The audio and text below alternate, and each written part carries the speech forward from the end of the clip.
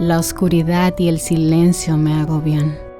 Incluso me confunden.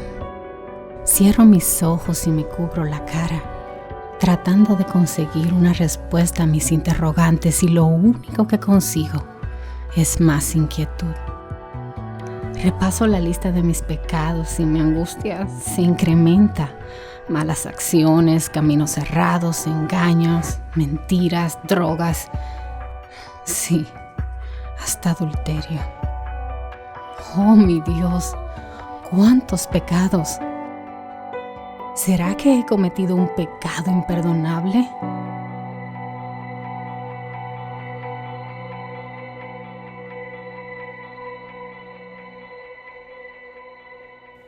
Esa es una pregunta que me la han hecho en muchos lugares y en diferentes circunstancias, pero tenemos una respuesta en la Biblia para esa pregunta, porque queremos poner la pregunta en el contexto en el que fueron dichas esas palabras o esa afirmación fue dicha. ¿He cometido pecado imperdonable? Hay muchos pecados candidatos para eso, la violación, el suicidio, pero ¿cuál es realmente el pecado imperdonable? Vamos a explorar juntos en la Biblia lo que significa si hemos o no cometido pecado imperdonable.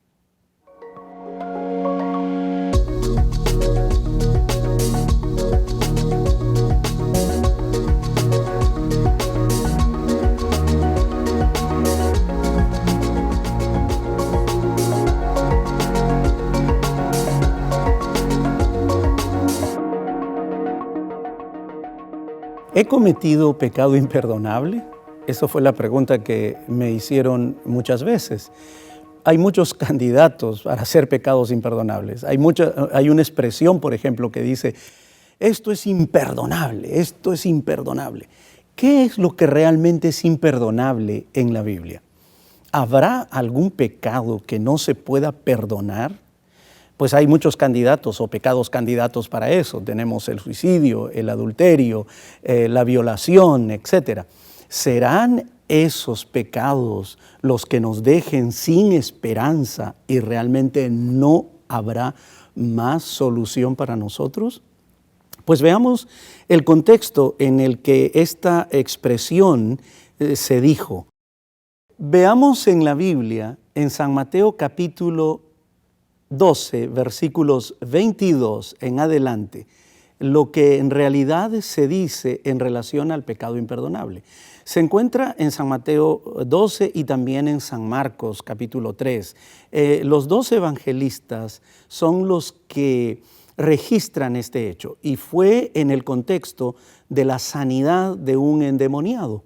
Jesús sana a un hombre endemoniado y Jesús acaba de hablar también acerca del día de reposo y hace la sanidad en ese contexto. Ahora, vienen los fariseos y le dicen a él, ¿en realidad este es el hijo de David o no? ¿Es el hijo de la profecía? ¿Es Jesús el hijo de la profecía? Y añaden algo más. En realidad este echa los demonios, pero en el nombre de los demonios. Entonces tenían los fariseos y los opositores de Jesús que tomar una decisión, tomar una posición. Y la posición era, o decimos que es de los demonios o aceptamos que es de parte de Dios. Ellos eligieron decir que era de los demonios, porque si aceptaban que era de parte de Dios, entonces estaban aceptando la autoridad de Jesús y estaban aceptando de que Él era en realidad el hijo de David y que Él era el Mesías de la profecía. Pero no lo quisieron aceptar. Entonces Jesús da la respuesta, y entre la respuesta de Jesús es que nadie puede dividir su casa, ni el demonio echar el demonio el nombre del demonio. Por lo tanto, lo que Jesús hizo fue en el nombre de Dios, en el nombre del Espíritu Santo y por el poder que le era concedido a él en su experiencia y expresión de hacer milagros. Por lo tanto, había que considerar el hecho de que en el pasaje se está acusando a Jesús de una manera falsa, pero no solo eso, se lo está rechazando. En ese contexto, Jesús dice, por tanto os digo, todo pecado y blasfemia le será perdonado a los hombres, mas la blasfemia contra el Espíritu Santo no le será perdonada. Cualquiera que dijere alguna palabra contra el Hijo del Hombre le será perdonado, pero el que hable contra el Espíritu Santo no le será perdonado, ni en este ni en el siglo venidero. Entonces, ¿cuál es el pecado imperdonable? ¿En qué consiste el pecado imperdonable? El pecado imperdonable consiste en el hecho de ver que ese milagro ocurrió y de que fue hecho por el poder y la manifestación divina y que fue hecho por la participación del Espíritu Santo y que fue hecho por Jesús. Simplemente los que estaban alrededor no quisieron aceptar ese hecho y como no lo aceptaron, entonces ocurre inmediatamente un rechazo. El rechazo al Hijo de Dios, el rechazo al Espíritu Santo, el rechazo a Dios. ¿En qué consiste entonces el pecado imperdonable? El pecado imperdonable no es el suicidio, no es el adulterio, no es el suicidio. El pecado imperdonable en este caso es el rechazo constante al hecho de saber que el milagro fue hecho en el nombre de Dios, en el nombre del Espíritu Santo, en el nombre de Jesús, pero no lo quieres aceptar. Es el constante rechazo a la autoridad de Dios. Tú sabes que es verdad, pero tú dices que es mentira. Tú sabes que está en la Biblia, pero tú dices que no.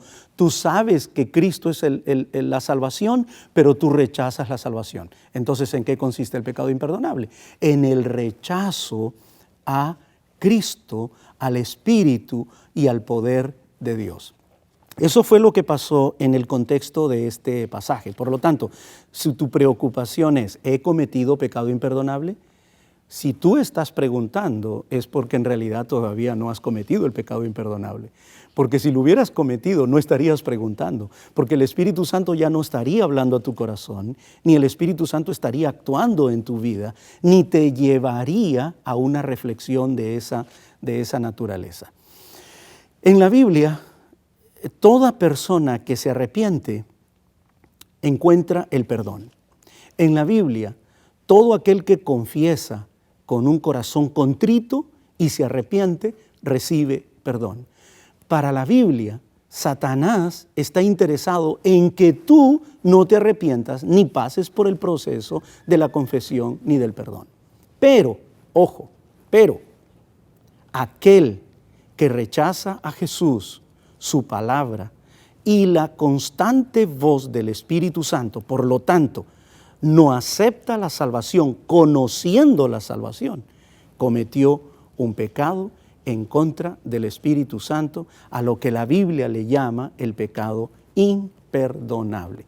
Si tú mueres sin creer en Cristo, sabiendo y conociendo de que Él es poderoso para salvarte, para darte esperanza, para darte seguridad, para que te dé derecho a entrar al cielo, si mueres sin aceptar y rechazando, entonces es una decisión que tú tomaste, por lo tanto es algo en lo que Dios no puede hacer. No puede intervenir en tu vida ni forzarte a aceptar una decisión. Sin embargo, el constante llamado del Espíritu Santo está allí. Hay una voz constante que te dice que es pecado y que no lo es.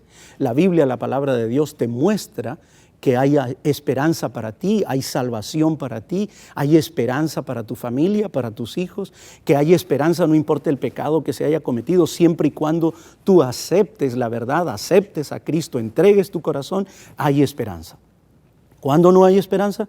Cuando tú tomas una actitud de rechazar constantemente o de rechazar de plano aquello que tú miraste que era evidente, la verdad, pero que tú no la aceptas. En ese contexto se dijeron estas palabras. Hoy podemos mirar alrededor nuestro y podemos encontrar personas que rechacen viendo las evidencias, por supuesto. Pero eso yo no lo puedo juzgar. Eso lo puedes juzgar tú y lo puede juzgar Dios. Pero tú mucho más certeramente, porque sabes si conoces la verdad y aceptas a Cristo, o si sabes y conoces la verdad y la rechazas. Solamente tú tienes la capacidad de aceptar o rechazar a Jesús como tu Salvador personal. Por lo tanto, ¿he cometido pecado imperdonable? Entonces tú vas a decidir. Pecado imperdonable es el constante rechazo a la aceptación de Jesús como tu Salvador personal. Pecado imperdonable entonces es aquella actitud que sabiendo la verdad, que conociendo la verdad, tú no la aceptas, la rechazas. Eso le pasó a los fariseos. Y en ese contexto es que Jesús menciona esas palabras y esa afirmación. Todo aquel que rechaza al Espíritu de Dios ha cometido el pecado imperdonable. No porque Dios es incapaz de perdonar, sino porque tú no quieres aceptarlo. Ves las evidencias y no las aceptas. Por lo tanto, hay solo una opción. Está en tu corazón, Cristo está allí, está llamando a la puerta, Él está tocando constantemente, está haciéndote una invitación a través de la Biblia, está haciéndote un llamado a través de su palabra, está haciéndote un llamado a través de las circunstancias. Solo tú puedes abrir la puerta de tu corazón. Hay perdón para el que se arrepiente, hay perdón para que él entrega su corazón a Cristo, hay perdón para el que confiesa, hay perdón para el que acepta, hay perdón para el que abre la puerta, hay perdón para aquel que reconoce su pecado, hay perdón para aquel que lo acepta y no vuelve a cometer otra vez el mismo error. Hay una oportunidad para ti y esa oportunidad está abierta. Acepta a Cristo como tu Salvador personal, entrégale el corazón y haz de tu vida una constante aceptación. Toma una decisión. Esa decisión te hará feliz. Acepta a Cristo como tu Salvador personal.